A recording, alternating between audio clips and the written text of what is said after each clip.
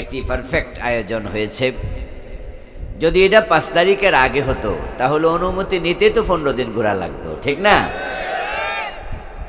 টেউনুর কাছে যাও, ওসির কাছে যাও, নেতার কাছে যাও, খেতার কাছে যাও, যেতে যেতে তো মাহফিল কমিটির পায়ের তলা জুতা অর্ধেক হয়। 15টি বছর আমরা ওদের হাতে জিম্মি হয়েছিলাম। ওরা এই দেশে কোরআনের কথা নির্বিঘ্নে বলতে দেয়নি এবং এটাকে আইন বানাইছে। এটাকে আইন হিসাবে তারা দাঁড় করিয়ে দিয়েছিল যে মাহফিল করতে ডিসি, এসপি, টিওনো, ওসির অনুমতি নিতে হবে এবং লিখিতভাবে নিতে হবে। অনুমতি না নিলে মাহফিল হবে না। এই 15 বছর আগে কিন্তু এই সংস্কৃতিটা ছিল না। 5 তারিখের পরে এটা আবার নাই, আলহামদুলিল্লাহ। পরে মাঝখান দিয়ে আমরা একটি দুঃসময় কাটিয়েছি। আল্লাহর জমিনে আল্লাহর কথা বলতে ওদের নাকি অনুমতি লাগবে। জমিনের মালিক কি ওরা না আল্লাহ? কোরআন কার কালাম? তো আল্লাহর জমিনে আল্লাহর কালাম বলবো, অনুমতি দেবে ওরা? এটা কি জুলুম নয়? এটা কি জবরদখল নয়? তারা কোরআনের কণ্ঠ চেপে ধরেছে যে আপনি ইচ্ছা করলে বলতে পারবেন না, ওদের অনুমতি নিয়ে বলতে হবে। তারপরে যদিও অনুমতি দিত 1 ডজন শর্ত, এটা বলা যাবে না, ওইটা বলা যাবে না, এটা করা যাবে না, অমুক হুজুরও আনা যাবে না। 2014-তে ওনারা আয়োজন করেছিল, আপনাদেরকে বলল মাইকে, আমাকে আনতে দাওয়াত দিয়েছে, আনতে পারেনি। 144 জারি করে দিয়েছে। যারা এগুলো করছে তারা এখন হাড়ে হাড়ে টের পাচ্ছে আল্লাহ জালেমদেরকে পছন্দ করে না।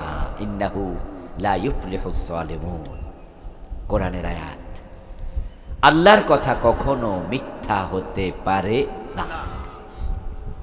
আল্লাহ তাআলা তাকিদ দিয়ে বলেছেন, ইন্নাহু, নিশ্চয়ই, লা ইউফলিহুস সালিমুন, জালেমরা সফল হবে না। তারা ভেবেছিল 15 বছর, প্রথম 5 বছরে সফল, পরের 5 বছরে সফল, পরে আরো 5 বছর পাইলাম সফল, ভাবছে যা মনে চায় করব।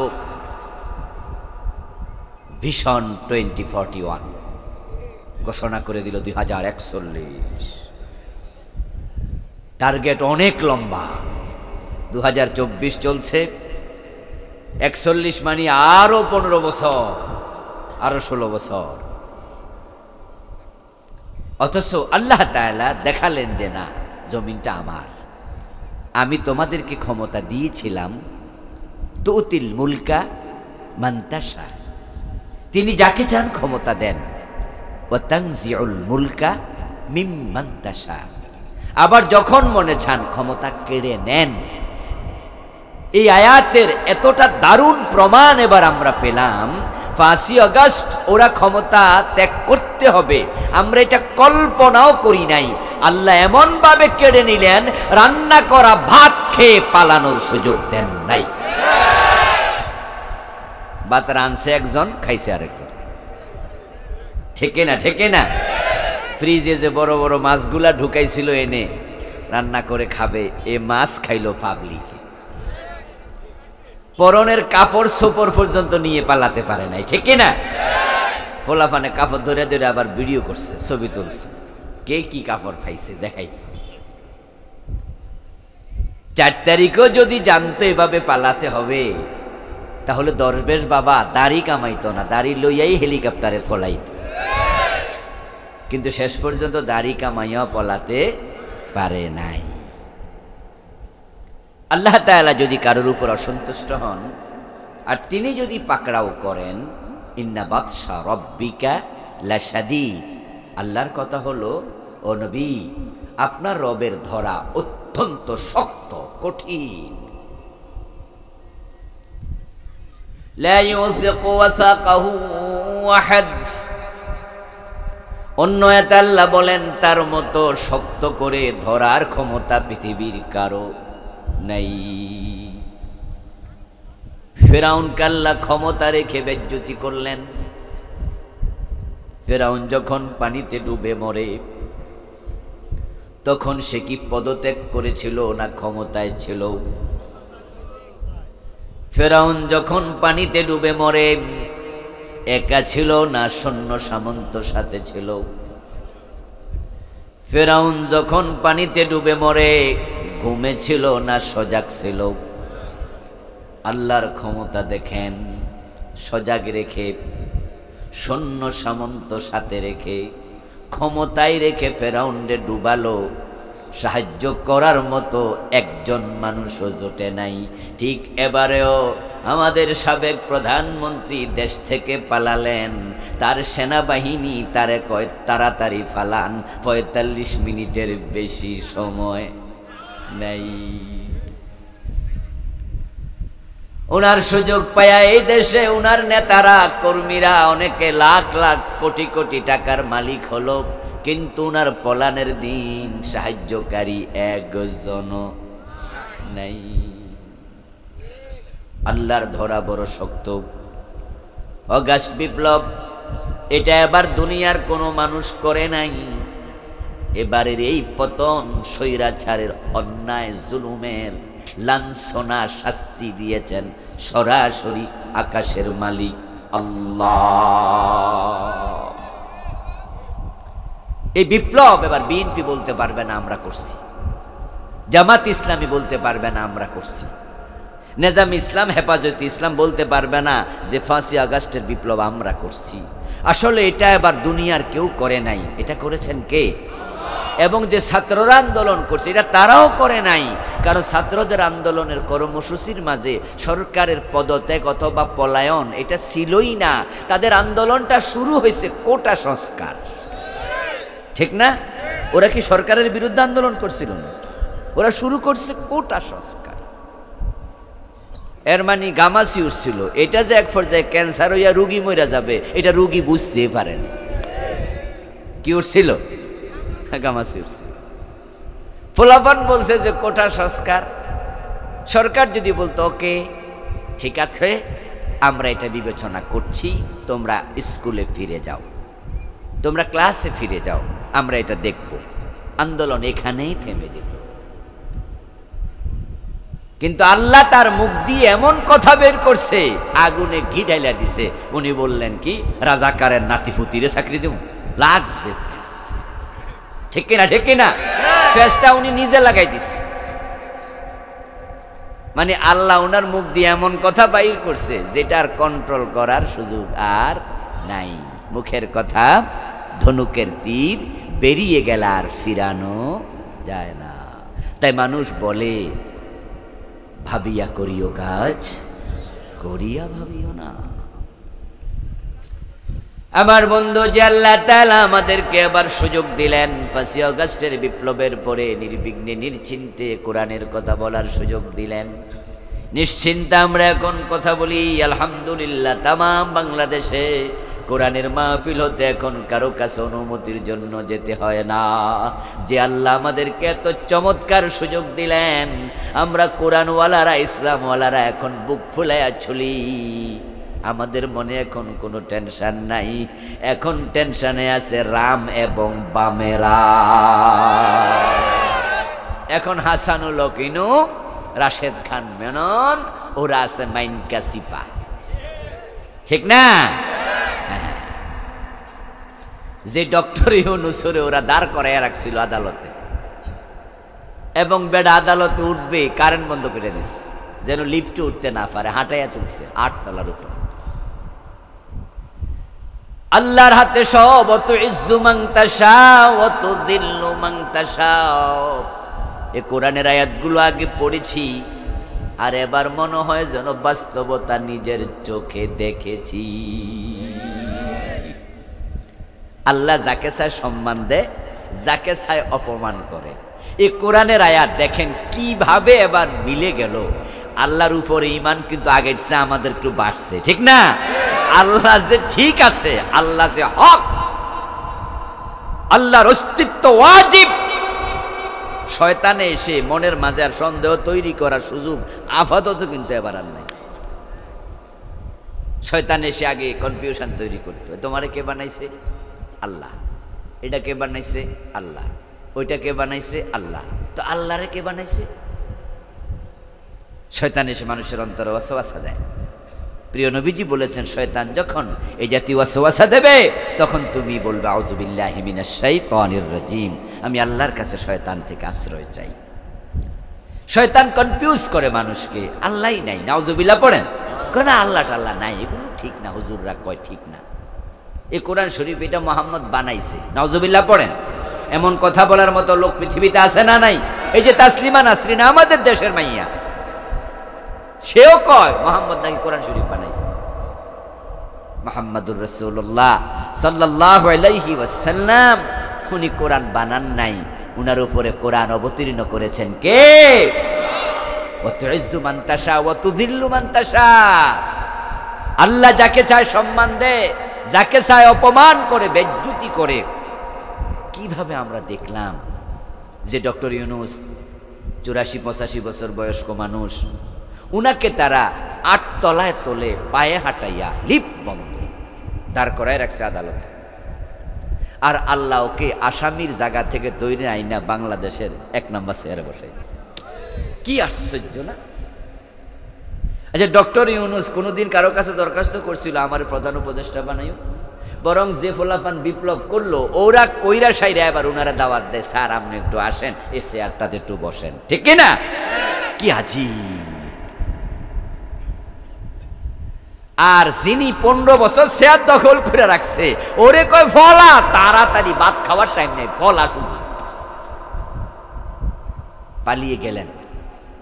ইন্ডিয়া যদি জায়গা না দিত তাহলে কই যে যাইতো আল্লাহই জানে। কারণ আমেরিকা কয় নো এন্ট্রেস, আমার দেশে আসা যাবে না।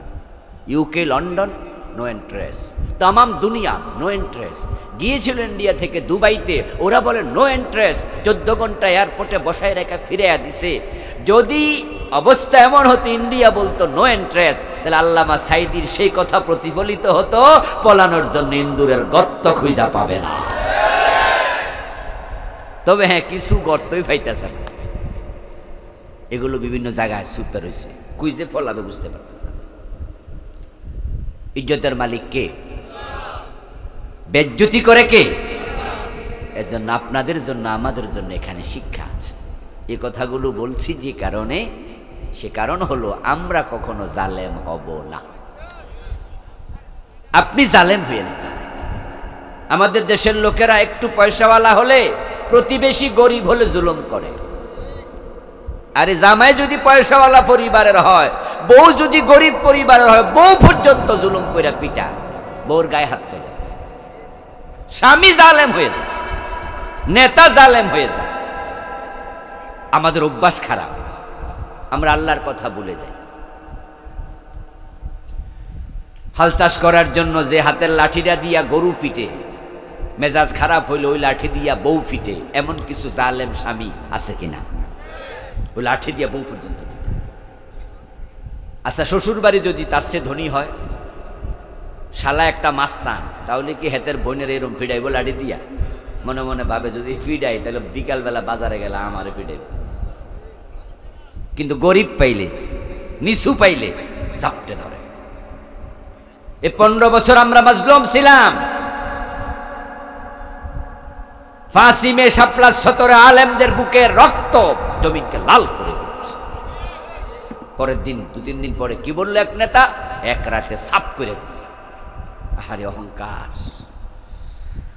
ও দোস্ত, জালেমদের পরিণতির দিকে তাকায়া শুধু মুস্কি হাসলে হবে না, বরং নিজের জন্য প্রস্তুতি নাও। যদি তুমি জালেম হও, একই পরিণতি তোমাকেও ভোগ করতে হবে। আল্লাহর বিচার সবার জন্য সমান। তাই গরিবের সাথে কখনো জুলমের আচরণ করবেন না।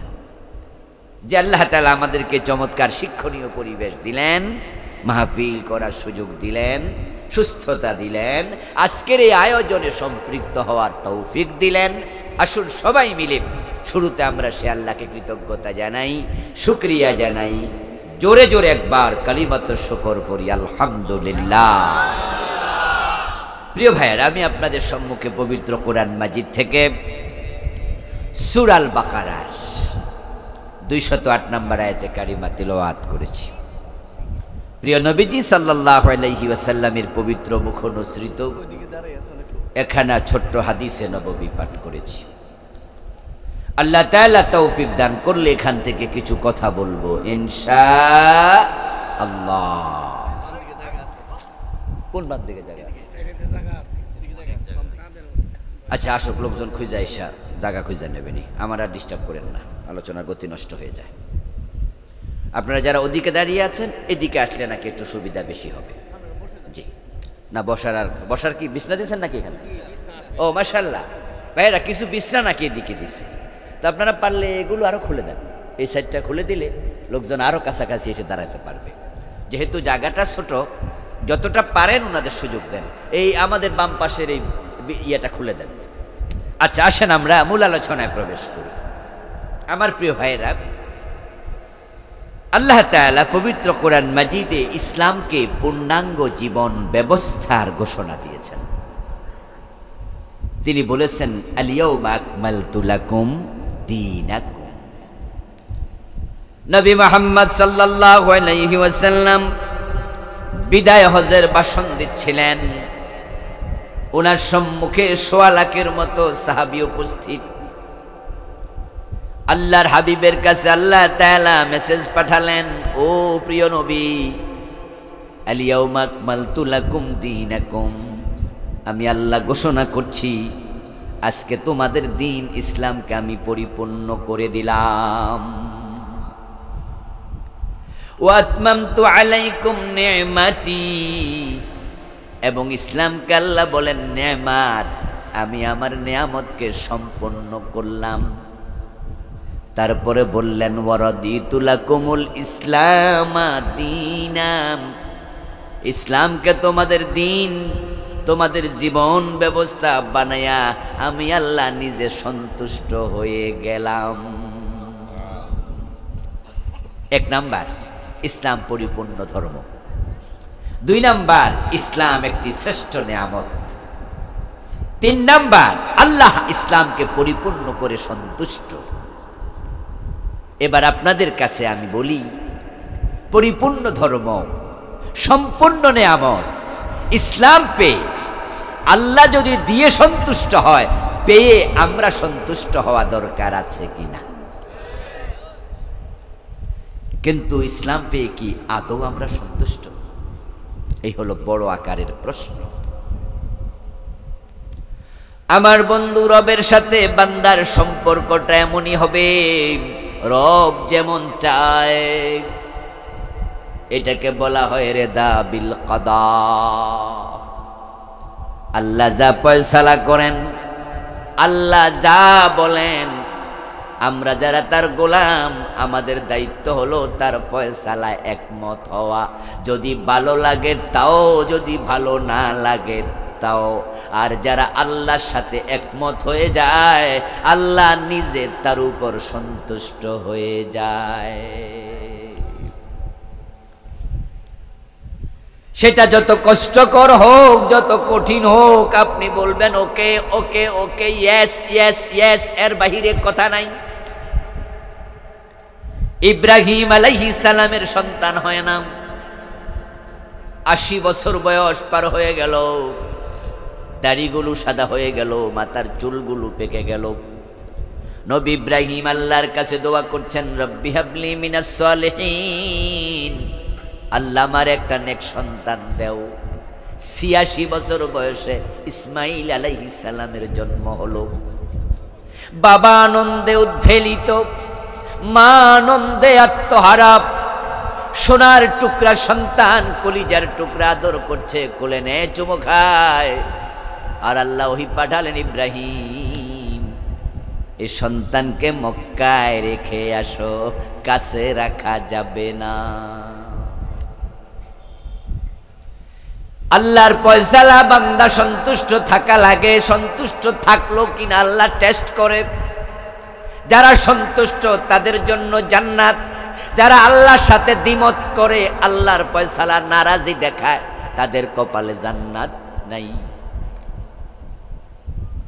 ইব্রাহিম আলাইহিস সালাম আল্লাহকে কোনো প্রশ্ন করেন নাই, সাথে সাথে বউরে বললেন, বাচ্চাকে কোলে নাও, চলো তোমাদেরকে রেখে আসবো, চলো আমার সাথে। কোথায় যাবে জানে না। আল্লাহ জিব্রিলকে পাঠায়া বললেন, জিব্রিল তুমি সামনে সামনে চলো, ইব্রাহিম তোমাকে অনুসরণ করবে। আর ইব্রাহিমকে ওহী করলেন, জিব্রিল যেখানে রাখতে বলে সন্তানকে সেখানে রেখে এসো, জানেও না কোথায় যাবে। সিরিয়া থেকে তিনি বেরিয়ে গেলেন, একবারে জিব্রিলের দেখানো পথে চলতে চলতে চলে গেলেন মক্কার ফারান নামক উপত্যকায়। আজকের কাবা ঘর যেখানে, সেখানে তখন কোনো ঘরও ছিল না, কোনো বাড়ি নাই, গাছপালা কিচ্ছু নাই, কোনো জনবসতি গ্রাম কিচ্ছু নাই, একবারে ধুধু মরুভূমি। চারদিকে পাহাড়, সাফা মারওয়া, জাবাল আবি কুবাইস, জাবালে ওমর, বিভিন্ন পাহাড় চারদিকে, মাঝখানে একটু ঢালু ভূমি উপত্যকা, ছোট্ট উঁচু একটু জায়গা যেটার নাম কাবা। শুধু ভিটিটুকু আছে, কোনো ঘর নাই। জিব্রিল ইঙ্গিত দিয়া বললেন, আল্লাহর অর্ডার, সন্তানকে এখানে রেখে আবার সিরিয়ায় চলে যান। ইব্রাহিম আলাইহিস সালাম স্ত্রী সন্তানকে ওখানে রেখে চলে গেলেন। আল্লাহর ফয়সালায় তিনি নারাজ না রাজি? কোনো প্রশ্ন করেছেন নাকি? আল্লাহ বলেছে দ্যাটস ওকে, নাম বালা, এছাড়া কোনো কথা নাই। সামিনা ওয়া তা'না। সন্তান একটু বড় হলো। ইব্রাহিম আলাইহিস সালাম মাঝে মাঝে সন্তান দেখতে মক্কায় যান। আল্লাহ তাআলা স্বপ্ন দেখালেন, স্বপ্নের মাঝে তিনি ইসমাইলকে জবে করছেন। ইব্রাহিম আলাইহিস সালাম জানেন নবীদের স্বপ্ন ওহী। তিনি বুঝছেন এই স্বপ্নটা মানে হলো আল্লাহ চান আমি যেন ইসমাইলকে আল্লাহর জন্য জবে করি। এটাই আদেশ, এটাই তার ফয়সালা। এখানেও ইয়েস বলা ছাড়া কোনো উপায়, কোনো কথা নাই। রেদা বিল কাদা, আল্লাহ যা কাজা করেছেন, ফয়সালা করেছেন, সেটাতে আমি রাজি, এমনটাই হওয়া লাগবে। ইসলাম পাই আপনারা কতটুকু খুশি একটু পরে বলতেছি। আমাদের অবস্থা কিন্তু মোটেও ভালো না। বলি আমরা ইব্রাহিমের বংশধর, অথচ ইব্রাহিমের সাথে আমাদের চরিত্রের মিল পাওয়া যায় না। মিল্লাত আবিকুম ইব্রাহিম হুয়া সাম্মাকুমুল মুসলিমিন। ইব্রাহিম আমাদের জাতির বাবা, আমাদের বাবা। ইব্রাহিমের সাথে আমাদের সম্পর্ক অন্য নবীর তুলনায় একটু বেশি। ঈসা, মুসা, শুআইব, লূত, হুদ আলাইহিমুসসালাম, তারাও নবী, তাদেরকে আমরা বিশ্বাস করি। কিন্তু ইব্রাহিমকে শুধু নবী হিসাবে বিশ্বাস করি না, তাকে আমরা বাবা বলে ডাকি। ইব্রাহিম মুসলিম জাতির পিতা। জাতির পিতা কে? বলেন না, জাতির পিতা কে? ইব্রাহিম আলাইহিস সালাম। কিন্তু আমাদেরকে আরেকজন কান্দে সাফাই দিছিল, ঠিক না? ওরে বাবা রে বাবা, মুখে ফেনা তুল্লা লাইত। সম্মান করতে বাধ্য করা ভালো নয়, জোর করে কিছু হয় না। এই যে জাতির ঘাড়ে আরেকজনকে তোমরা চাপিয়ে দিয়েছ, তার রেজাল্ট তোমরা 5 তারিখে পেয়েছ। মানুষ মূর্তিগুলার গলার মাঝে রশি লাগায়া টেনে মাটিতে উপরে ফেলেছে। জোর করে সম্মান আদায় করা যায় না। বাড়াবাড়ির রেজাল্ট ভালো হয় না। সীমা লঙ্ঘনকে আল্লাহ পছন্দ করে না।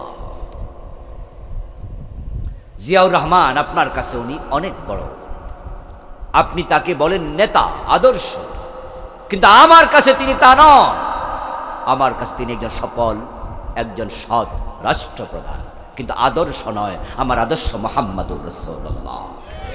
বঙ্গবন্ধু শেখ মুজিবুর রহমান আপনার কাছে জাতির পিতা হতে পারে, আমার কাছে ইব্রাহিম জাতির পিতা। আপনারটা আমার উপর চাপিয়ে দেন।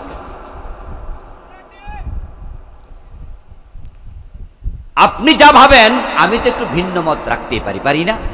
এটাই তো গণতন্ত্র।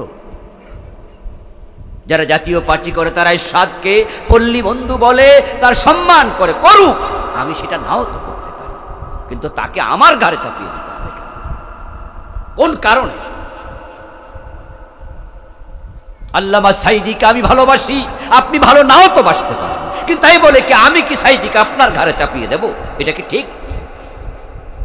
কিন্তু আমরা চাপাচাপি করেছি, বেশি করে ফেলেছি। করতে করতে মনে হয় যেন দেবতার আসনে বসিয়ে দিতে চায়। কোথায় নিয়ে গেছেন? রেজাল্ট কি দাঁড়ালো? বিস্মিত হয়ে দেখলাম যে মানুষ সে মূর্তির মাথার উপর উঠে প্রস্রাব করে দিচ্ছে। কেন এমনটা হলো? এমনটা তো হওয়ার কথা ছিল। আমার দোস্ত ইব্রাহিম আলাইহিস সালাম স্বপ্নে দেখলেন সন্তান জবে করছেন। উনি সন্তানকে জবে হওয়ার জন্য প্রস্তুত করছেন। বলছেন, ইন্নী আরা ফিল মানামি আন্নী আযবাহুক ফানজুর মাযা তারা। ও আমার কলিজার টুকরা ইসমাইল, আমি স্বপ্ন দেখেছি তোমাকে জবে করছি, তুমি কি বলতে চাও বলো। সেলো বুঝে আমার বাবা নবী, নবীর স্বপ্ন ওহী, এর মানে আমাকে জবে করতে আদেশ করেছেন কে? যেমন বাবা তেমন ছেলে। সাথে সাথে ইসমাইল আলাইহিস সালাম বললেন, ইয়া বাতি ফাআল মা তুমার সাতাজিদুনি ইনশাআল্লাহু মিনাস সাবিরিন। ও আমার বাবা, আল্লাহ যা বলেছেন আপনি পালন করুন, আমি জবে হতে রাজি। আশা করা যায় ধৈর্যশীলদের একজন আমাকে আপনি পাবেন, আমি অধৈর্য হব না। রিদা বিল কদা, আমার রবের ফয়সালায় আমিও সন্তুষ্ট, আমি জবে হতে রাজি আছি। আল্লাহ যা বলে যা করে তাতে দ্বিমত করা যায় না। ইব্রাহিম জবে করতে রাজি, ছেলে জবে হতে রাজি, দুজন আল্লাহর সিদ্ধান্তে খুশি। এখন ইসলামকে ধর্ম হিসাবে পেয়ে আমাদের খুশি হওয়া দরকার আছে না নাই? আল্লাহ কয় আমি খুশি, রাদিতু লাকুমুল ইসলাম দীনা। সিদ্ধান্ত যত কঠিন হোক আপনি একমত হয়ে যান, রেজাল্টটা খুব ভালো হবে, খুব ভালো হবে। ইব্রাহিম আলাইহিস সালাম আল্লাহর সব পরীক্ষায় যখন 100তে 100 নাম্বার পেলেন, আল্লাহ তাআলা ইব্রাহিম নবীকে বলছেন, এবার ইন্নী জাইলুকা লিন্নাসি ইমামা। ইব্রাহিম, আমি তোমার উপরে এত খুশি, আমি তোমাকে মানুষের নেতা বানাইয়া দিছি। ইব্রাহিমকে আল্লাহ এতটা পুরস্কৃত করলেন যে হাসরের ময়দানে আল্লাহ তাআলা জান্নাতি পোশাক সবার আগে নবী ইব্রাহিমকে পরাবেন। রাসূলুল্লাহ সাল্লাল্লাহু আলাইহি ওয়াসাল্লাম বলেছেন যে সব মানুষ উলঙ্গ উঠবে। ইয়াশারুন নাস ইয়াউমাল কিয়ামাতি হুফাতান ওয়া উরাতান ওয়া গুরলাম। মানুষ উঠবে খালি গায়ে, খালি পায়ে, খতনাবিহীন, কারো গায়ে পোশাক থাকবে না। আমি নবী মুহাম্মাদেরও না, সবাই আমরা পোশাকবিহীন। আল্লাহ 1 নম্বরে জান্নাতের পোশাক ইব্রাহিমকে পরাইয়া তারপর আমি নবী মুহাম্মদকে পরাবে। সুবহানাল্লাহ। ইন্নী জাইলুকা লিন্নাসি ইমামা। ও দোস্ত, আল্লাহর উপর খুশি থাকেন, আল্লাহ খুশি হয়ে যাবে। মাঝে মাঝে আমাদের কষ্ট হয়, ইসলাম মানতে কষ্ট হয়। ইসলাম বলছে সুদ খাইও না।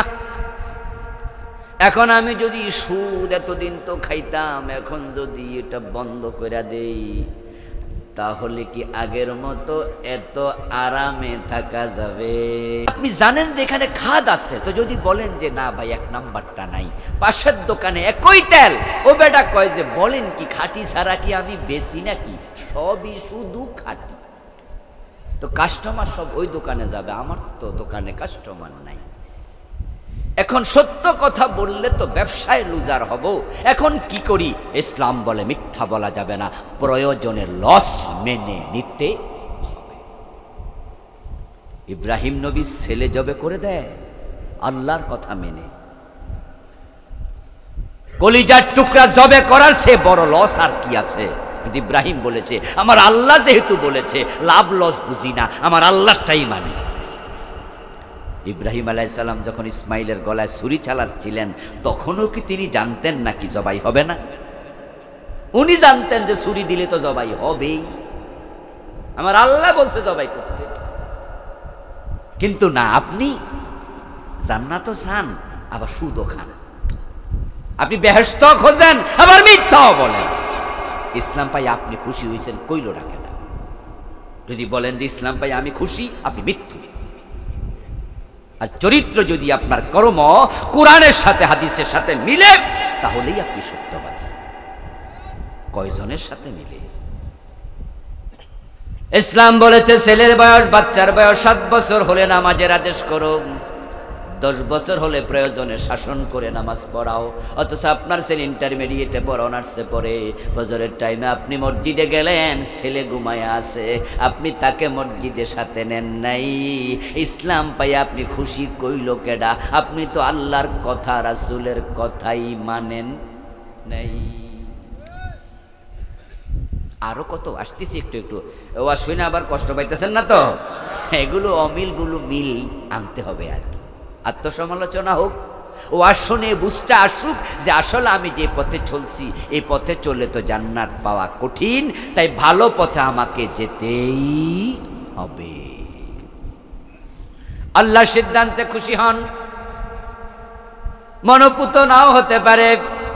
আর যারা আল্লাহর সিদ্ধান্তে খুশি, আল্লাহ তাদের উপর হয় খুশি। রাসূলুল্লাহ সাল্লাল্লাহু আলাইহি সাল্লাম বলছেন, ইযা মাতা ওয়ালাদুল আবদ, যখন কারো সন্তান মারা যায়, তখন ফেরেশতাকে আল্লাহ তাআলা তার জান হাজির করার পরে প্রশ্ন করে, মাযা ক্বালা আবদি আকাবাতুম সামরাতা ফুয়াদিহি আকাবাতুম ওয়ালাদা আবদি। ফেরেশতা জান যখন কবজ করে, আল্লাহ জিজ্ঞাসা করে, আমার বান্দার সন্তানকে কেড়ে এনেছো, তার কলিজার টুকরা ছিঁড়ে এনেছো। গাছের ফল যেমন ছিঁড়ে নিয়ে যায়, মায়ের কুল থেকে সন্তান এভাবে কেড়ে নিয়ে যায় আজরাইল। মা সন্তান কোলে নিয়ে বসে আছে, প্রচন্ড জ্বর, অসুস্থ। মা তার সন্তানকে কপাল ধরছে, চুমু খাচ্ছে, এর মাঝে দেখে সন্তানের নড়াচড়া বন্ধ হয়ে গেছে। তার জান কবজ কে করলো? আজরাইল, আল্লাহর হুকুমে। মা জানে আজরাইল কাজটা এইমাত্র করছে, মালাকুল মউত এটা করেছে। আল্লাহর জন্য প্রশ্ন করে, মাযা ক্বালা আবদি, আমার বান্দা মৃত্যুর পর তার সন্তানের কি বলেছে একটু শুনি। বাবার কাছে ফোন গেল, কাপাসিয়া বাজারে, পাকুন্দিয়া বাজারে দোকানদারি করে, বাড়ি থেকে ফোন গেল, আপনার ছেলে মরে গেছে, পানিতে ডুবে মরছে, বিদ্যুতে শক খাইয়া মরছে, এভাবে ওভাবে মারা গেছে, গাড়ি অ্যাক্সিডেন্ট করে মরে গেছে। আপনার খবর পাইলেন, পাওয়ার পরে আপনি কি বলেন? আল্লাহ জিজ্ঞাস করে। তখন মালাকুল মউত বলে, হামেদা কাওয়াস্তার যা, আপনার বান্দা বড় ভালো বান্দা। আপনার সন্তান মরার পরে সে বলছে, ইন্না লিল্লাহি ওয়া ইন্না ইলাইহি রাজিউন। সে বলেছে, আলহামদুলিল্লাহ, আমার রবের সিদ্ধান্ত আমার কোনো দ্বিমত নাই, তিনি যা করেন আমি খুশি। একাই আমার ছেলে মরে নাই, আমাকেও মরিতে হইবে। আল্লাহ বলে, ইন্না লিল্লাহ যদি পড়ে, আমি আল্লাহর সিদ্ধান্তে নারাজ না হইয়া খুশি থাকে, ইবনু লাহু বাইতান ফিল জান্নাহ ওয়াসাম্মুহু বাইতাল হামদ, আমি আল্লাহ তার উপর খুশি, তার জন্য জান্নাতে একটা বাড়ি বানাও, বাড়ির দরজায় লিখো এটা প্রশংসার বাড়ি।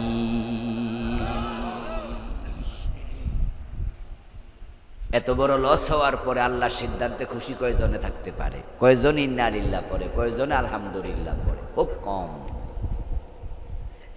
আমরা লস হলে আল্লাহরে দায়ী করতে শুরু করে দেই, আল্লাহর দোষ দিতে শুরু করি, তাকদীর আল্লাহর দোষ।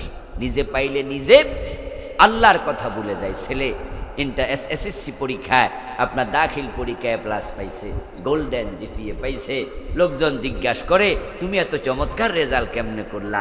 তখন মা বাবা ছেলে মেয়ে সবাই বলতে থাকে যেই লেখাপড়া করছি। মা বলে বাবা বলে ফোলা সারা রাত পড়ছি, 3টা টিচার রাইখা পড়াইছি। পরের বছর যখন ইন্টারমিডিয়েটের রেজাল্ট খারাপ, এবার জিগাইলে কয় তাকদির খারাপ। তাহলে তাকদির যে লেখছে হের দোষ, খারাপ হয়েছে। গতবার যে রেজাল্ট ভালো, তাকদিরওয়ালার কথা মনেই নাই, নিজে যা করছে সব। ভালো করলে আমি, আর খারাপ করলে আল্লাহর দোষ। আমাদের দেশের মানুষ অকৃতজ্ঞ। এই জন্য দেখবেন যারা বিয়ের ঘটকালি করে, যারা বিয়ের ঘটকালি করে, ঘটকালি তো বোঝেন নাকি? কি আপনাদের এলাকায় কি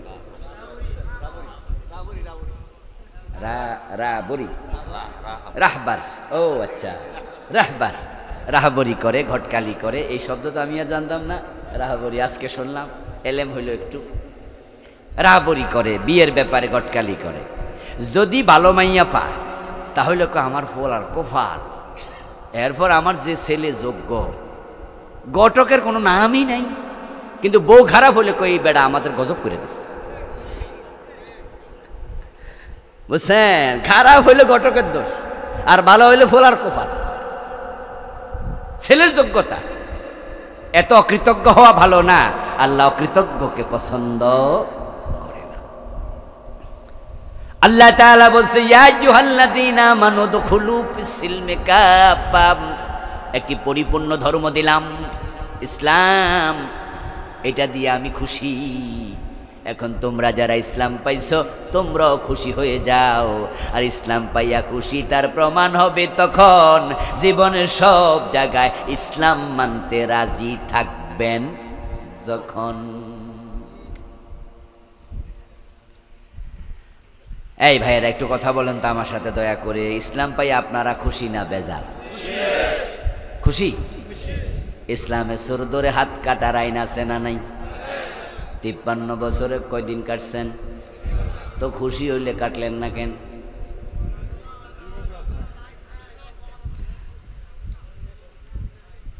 বলবেন যে হুজুর সুর ধরে হাত কাটলে সোরে ভাত খাইব কি দিয়া? আর সুর ধরে হাত কাটতে গেলে তো আমাদের অনেক নেতার হাত থাকবে না, কারণ এই দেশে সবচেয়ে বড় চোর হইল রাজনীতিবিদেরা। ওখানে চুরি করে না এমন নেতা আছে, সংখ্যায় খুব। এজন্য আমাদের নেত্রীও তো কয়দিন আগে বলছে যে উনার বাড়ির ফিয়ন 100 কোটি টাকার মালিক। আচ্ছা 400 কি চাকরি করে কামাইছে? ফিয়নের কি বেতন এত হয়? বাস্তবতা কি? যারা সচিব তাদের বেতন হলো 1 লাখ 1.25 লাখ টাকা, সর্বসাকুল্যে সব লইয়া, তাও আবার 40% বাড়ি ভাড়া কেটালায়। তো সচিব হলো চাকরির দিক থেকে সবার পরে সিনিয়র, এর উপরে কোনো চাকরি আর নাই। তো সচিবের বেতন যদি 1 লাখ হয় তাহলে মাসে কয় লাখ? 1। বছরে কয় লাখ হলো? বলেন না, কয় লাখ? তো 5 বছরে 60 লাখ। এইভাবে হিসাব করতে যান, 400 কোটি কি বাড়ির গাছের কথা? হিসাব কোন? আর এ তো ফিয়ন, এ তো সচিব না, তো টাকা ভাই লোক। আমার দোস্ত 1000 কোটি টাকার মালিক, 100 কোটি টাকার মালিক, এদেশে চাকরি করে, পুলিশের কনস্টেবল, পুলিশের ওসি, কানাডায় বাড়ি বানাইছে, এমন ঘটনাও করতে বাধ্য করবে। এবং যাকাতের আইন করে যাকাত তুলবে, এটা রাষ্ট্রের দায়িত্ব। তুখাযু মিন আগনিয়াইহিম ফাতুরাদ্দু ইলা ফুকারাইহিম, ধনীদেরকে বলবে যাকাত দিতেই হবে, না দিলে পুলিশ ধরে নিয়ে যাবে, তোমার ব্যবসার লাইসেন্স বাতিল করা হবে। আর গরিবের মাঝে রাষ্ট্র বন্টন করবে, এমনভাবে বন্টন করবে 1 বছর যাকাত দিলে পরের বছর যেন না লাগে, বরং যাকাতের টাকা দিয়া ব্যবসা বাণিজ্য এমনভাবে করতে রাষ্ট্র তদারকি করবে, পরের বছর যেন গতবারে যে যাকাত খাইছে সে নিজে যাকাত দিতে পারে। হযরত ওমরের সময় এত চমৎকার বিলি বন্টন হয়েছিল। ইসলামের সেরা শাসক হযরত ওমর, ওনার শাসনামলে এতটাই বৈষম্যহীনতা, শান্তি স্থিতিশীলতা কায়েম হয়েছিল যে ওনার শাসনামলে পৃথিবীর বিভিন্ন রাষ্ট্র থেকে প্রতিনিধিরা আসতো মদিনা ইসলামী রাষ্ট্রের শান্তি দেখার জন্য।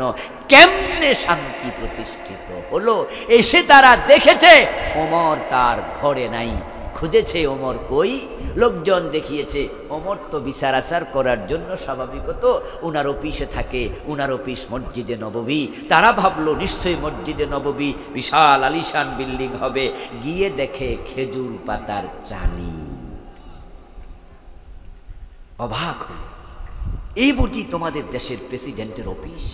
বলে হ্যাঁ, আমাদের মসজিদ, এটাই ইসলামী রাষ্ট্রের অফিস, এটাই গণভবন, এটাই বঙ্গভবন। মসজিদ শুধু নামাজের জায়গা না, আজানের মাঝে আছে হাইয়া আলাস সালাহ, তারপরে কি বলেন বলেন বলেন, এরপরেরটা কি? হ্যাঁ, আমরা তো শুধু নামাজের জায়গা বানাইছি, বরং আমরা লিখে দিয়েছি মসজিদে দুনিয়াবি কথা বলা নিষেধ, হারাম। অথচ ইসলাম বলেছে এটা হাইয়া আলাস সালাহ, এটা নামাজের জন্য আসো, নামাজের পরে হাইয়া আলাল ফালাহ, বাকি সময় এই মসজিদকে কল্যাণমূলক কাজে লাগাও। আচ্ছা, আপনাদের এলাকায় যে সমস্ত বিচার আচার হয়, গ্রাম্য বিচার, সালিশ দরবার, ওখানে গোশ খাইয়া বিচার উল্টাইয়া দেয় এমন 2-4 জন বিচারক আছে কিনা? আচ্ছা, ওই বিচারগুলো যদি মসজিদের ভিতরে হইতো তাহলে যে গোশ খায় হেতেও কিন্তু একটু ডরাইতো, কইতো যে আল্লাহর গজব নি পড়ে। ভাই বলেন না, ঠিক কিনা? ঠিক কিনা? যদি ওই বিচারটা মসজিদে হইতো তাহলে গোশ খান না বিচারকও কিন্তু একটু ডরাইতো, ভয় পাইতো। মসজিদ হাইয়া আলাস সালাম, মসজিদ হাইয়া আলাল ফালাহ, এটা কল্যাণের জায়গা। হযরত ওমর মসজিদে নববীতে বসে অর্ধ দুনিয়া চালাইছে, অর্ধ পৃথিবী করেছে শাসন। ধুলার তখ্তে বসে খেজুর পাতার প্রাসাদ তোমার বারে বারে গেছে খসে। লোকের অবাক হয়, এইটা বুঝি তোমাদের গণভবন বঙ্গভবন? বলে হ্যাঁ। আচ্ছা বুঝলাম, তো তোমাদের প্রেসিডেন্ট ওমর কোথায়? উনার সাথে সাক্ষাৎ করার জন্য আমরা অমুক জায়গা থেকে এসেছি। লোকজন বলে ওমরকে তো দেখছি কিছুক্ষণ আগে ওই গাছতলে শুয়ে আছে। কি বলো? প্রেসিডেন্ট গাছতলে শুয়ে আছে? মস্করা করছো না তো আমাদের সাথে? বলে না না, আপনি গিয়ে দেখেন। ওরা গিয়ে দেখে গায়ে কোনো দামি পোশাকও নাই, কোন রকম একটা জামা গায়ে, নিচে কোনো বিছনা চাদর নাই, ঠিকই গাছের ছায়া, মাটির মাঝে অর্ধ দুনিয়ার সম্রাট ওমর একা শুয়ে আছে, কোনো বডিগার্ড নাই। শান্তি কাকে বলে? আর আমাদের দেশের এমপি যদি কোনো এলাকায় যায়, এক গাড়ি পুলিশ নেয়। মন্ত্রী যদি যায় তাহলে কয় গাড়ি? ওরে বাবা, সামনে এক গাড়ি, পিছনে এক গাড়ি, ফু ফু ফু ফু কইরা কইরা যাওয়া লাগে। আর প্রধানমন্ত্রী কোথাও গেলে কয় গাড়ি? হিসাব সারা। 1 সপ্তাহ আগ থেকে কুত্তা পাঠাইয়া দেয়। কি কুত্তা এনি? কি নাম দিছে? Dog squad. NSI, DSB, SSF, সেনাবাহিনী, পুলিশ, র্যাব, বিজিবি, আর কি লাগবো, দলীয় নেতা কর্মী 1 সপ্তাহ আগে সব কিছু বাবারি বাবা। আর প্রোগ্রামের দিন তো রাস্তাঘাট সব। এরপরও টেনশন, কোন দিয়ে আবার কি ফোড়ে কওয়া যায় না। আর অর্ধ দুনিয়ার সম্রাট ওমর মদিনা থেকে জেরুজালেম চলে গেলেন একা একা। ওটের রশি টানার জন্য শুধু একজন চাকর সাথে, কোনো বডিগার্ডের প্রয়োজন নাই। ইসলাম কি শান্তি এনেছিল, সে ইসলাম এখনো আছে, কিন্তু শান্তি নাই। ইসলাম আমরা দেশে কায়েম করতে ব্যর্থ হয়েছি। তাই আমরা মানুষের কলিজায় ভয় ঢুকাতে পারিনি, আল্লাহর ভয় ঢুকাতে পারি। কেমনে ঢুকবে? কোরআনের তো চর্চাই নাই, চর্চাই তো নাই। প্রাইমারিতে কোরআন নাই, হাই স্কুলে কোরআন নাই, ইউনিভার্সিটিতে কোরআন নাই, বরং আমাদের বাচ্চারা এমন সাবজেক্ট পড়ে অনার্স ফার্স্ট ইয়ার থেকে লাস্ট ইয়ার পর্যন্ত আলিফ বা তা সা 1 নাম্বারও নাই। এমন সাবজেক্ট অনেক, ফিজিক্স, কেমিস্ট্রি, বায়োলজি, বাংলা, সাহিত্য, ইতিহাস, বিজ্ঞান, ভূগোল সাবজেক্ট শত শত এমন সাবজেক্ট আছে। আল্লাহর কোরআন, নৈতিক শিক্ষা 1 নাম্বারও নাই। পুরাটা জীবন পড়লো, ইসলামই শিখলো না, দেখে কোরআনটাই পড়তে পারে না। এমন পচা সিলেবাস বানাইছো। এমন সিলেবাস হওয়া দরকার ছিল প্রত্যেকটা ছাত্র মেট্রিক পাশের আগে যেন বিশুদ্ধ কোরআন পড়তে পারে। এটা কি অসম্ভব ছিল? অসম্ভব ছিল? ও মুসলমান, ইসলাম তোমরা পেয়েছো, কিন্তু অর্থনীতির জন্য তোমরা যাও সেখানে লেনিন কার্ল মার্কসের কাছে, তোমরা যাও পুঁজিবাদীদের কাছে, রাজনীতির জন্য তোমরা যাও অমুক তমুকের কাছে। নবী মুহাম্মদকে তোমার পছন্দ হয় না, তাই তুমি রাজনৈতিক নেতা আরেকজন রে বানায়া বসে আছো। নবী মুহাম্মদ দুনিয়ার সবচেয়ে সেরা রাজনীতিবিদ, উনার মতো সেরা রাজনীতিবিদ পৃথিবীতে একজনও নাই।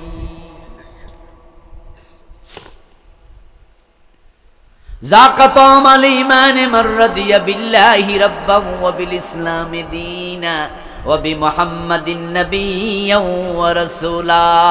ইসলামের স্বাদ সেই পাবে, ঈমানের স্বাদ সেই পাবে যে আল্লাহকে রব হিসেবে পাইয়া খুশি, ইসলামকে দ্বীন হিসেবে পাইয়া খুশি, নবী মুহাম্মদকে রাসূল হিসেবে, নেতা হিসেবে পেয়ে খুশি। আচ্ছা আপনারা বলুন তো, রাসূল থাকতে আর কোন নেতা দরকার আছে? অন্য সব নেতাকে আমরা রাসূলকে দিয়ে যাচাই করব। রাসূলের সাথে চরিত্র মিলবে না, আমরা তাকে নেতা মানি না।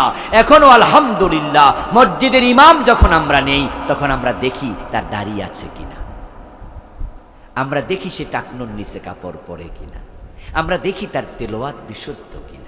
উনি যখন নামাজ পড়ে 2 রাকাত, আমরা তখন দেখি সুন্নাহ মোতাবেক পড়ে কিনা, ইমামের বউ পর্দা করে কিনা। ইমাম মানি নেতা। মসজিদ তো ছোট, এখানে 20 হাত, ওখানে 20 হাত, এদিকে 50 হাত, ওদিকে 50 হাত, মাত্র 50 হাত 100 হাত। মসজিদের নেতা বানাতে রাসূলের সাথে যদি মিলাতে হয়, পুরা থানা, পুরা উপজেলার এমপি বানানোর সময়, নেতা বানানোর সময় রাসূলের সাথে মিলানো দরকার আছে না নাই?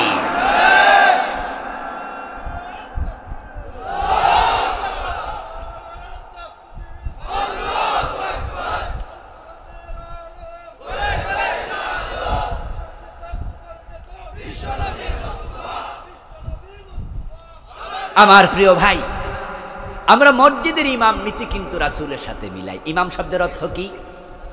যারা জানেন তারা বলেন না। ইমাম অর্থ কি? নেতা। আচ্ছা মসজিদের ইমাম বড় নেতা না সমাজের যারা এমপি মন্ত্রী তারা বড় নেতা? হ্যাঁ, কারণ মসজিদের ইমামের অধীনে মানুষ থাকে কতজন? 500, 700, 1000, 2000। আর একজন এমপি, ঢাকা শহরে যিনি এমপি, তার অধীনে মানুষ থাকে 10 লাখ, 20 লাখ, 30 লাখ। আর আপনাদের এলাকার যিনি ইমাম হবে, নেতা হবে, এমপি হবে, এই পাকুন্দিয়া এবং কটিয়াদি 2 আসনে মিলে মানুষ তো 5 লাখের নিচে হওয়ার কথা নয়, 4-5 লাখ। যদি 100-200 ইমামকে আপনি সুন্নাহ মিলাইয়া নেন, 5 লাখের ইমামকে কি রাসূলের সাথে মিলানো উচিত নয়? কিন্তু আপনি কি মিলিয়েছেন? ইসলাম পেয়ে খুশি আপনারা কইল কেন? এগুলো আপনার দ্বিচারিতা।